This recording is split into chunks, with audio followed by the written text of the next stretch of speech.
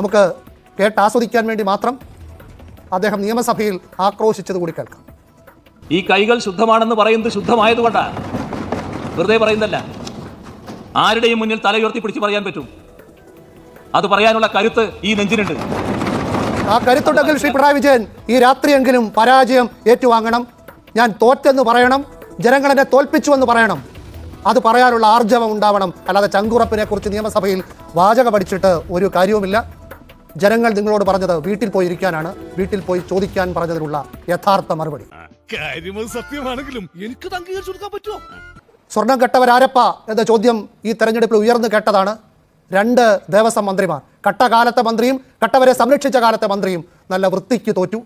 അങ്ങനെ പോറ്റിയെ കയറ്റിയതാരാണെന്നും സ്വർണം കട്ടതാരാണെന്നും കേരളത്തിലെ ജനങ്ങൾ ഇവരെ പഠിപ്പിച്ചു കൊടുത്തു. ഏഷ്യാനെറ്റ് ന്യൂസിനെതിരെ വി എൻ വാസവൻ ഉന്നയിച്ച ഗൂഢാലോചന സിദ്ധാന്തമൊക്കെ ജനം ഏറ്റുമാനൂരിൽ പുച്ഛിച്ച് തള്ളി. ഇത്രയും വലിയ ഗതികെട്ടവൻ ഈ ലോകത്ത് വേറെ ആരെങ്കിലും ഉണ്ടാവും എൻ്റെ കർത്താവേ?